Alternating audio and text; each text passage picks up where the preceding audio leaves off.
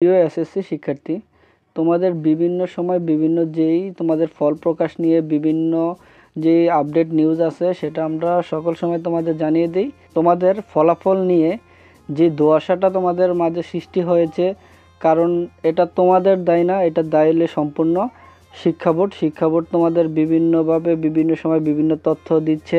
তারা প্রথমে বলেছিল 40 দিনের মধ্যে তারা ফল প্রকাশ করবে। dragonnews24.com-এ তারা নতুন একটি নিউজ দিয়েছে। সেখানে বলা হয়েছে এসএসসির ফলাফল প্রকাশ হবে অক্টোবরের মাঝামাঝি। এতদিন ছিল এসএসসির ফলাফল প্রকাশ হবে অক্টোবরের প্রথম সপ্তাহে, কিন্তু এখন তারা আবার নতুন একটি নিউজ দিয়েছে এসএসসির ফলাফল প্রকাশ হবে অক্টোবরের মাঝামাঝি।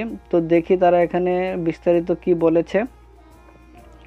বিস্তারিত বলতে ঢাকা মাধ্যমিক ও উচ্চ মাধ্যমিক শিক্ষা বোর্ড সূত্রে বলেছেন, শিক্ষার্থীরা এবার ফলাফল নিয়ে বেশি উদ্বিগ্ন। তাদের উদ্বেগের মধ্যে রাখতে চায় না কর্তৃপক্ষ, সেজন্য দ্রুত ফলাফল প্রকাশ করার কাজ করছে তারা। বোর্ডের কর্মকর্তাদের ভাষ্যমতে আগামী সপ্তাহের ফলাফল প্রকাশের প্রস্তাবনায় শিক্ষা মন্ত্রণালয় অনুমতি দিলেও অক্টোবরের মাঝামাঝি সময় ফল প্রকাশ সম্ভব হবে। প্রস্তাব অনুমোদনের দেরি হলে ফল প্রকাশ আরও পিছিয়ে যাওয়ার আশঙ্কা রয়েছে। সেখানে তারা কিন্তু বলেছে তাদের অক্টোবরের মাঝামাঝি ফলাফল প্রকাশ হওয়ারও তাদের আশঙ্কা রয়েছে।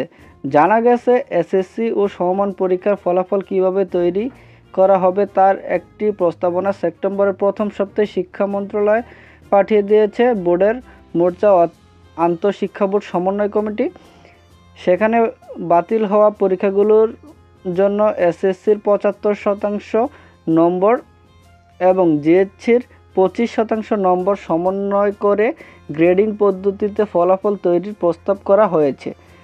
এটা তোমাদের আরও আগেই সকলকে জানিয়ে দেওয়া হয়েছে তোমাদের কিভাবে ফল প্রকাশ করা হবে। যেই সকল পরীক্ষাগুলো তোমাদের হয় নাই সেখান থেকে তোমাদের যে এসএসসির পরীক্ষা আছে, এসসি পরীক্ষার ফলাফল থেকে 75% এবং জিএইচসির জন্য 25% নম্বর মিলিয়ে তোমাদের যে ফলাফলটি তৈরি করা হচ্ছে, এটা তোমাদের আমরা আগেও জানিয়ে দিয়েছি।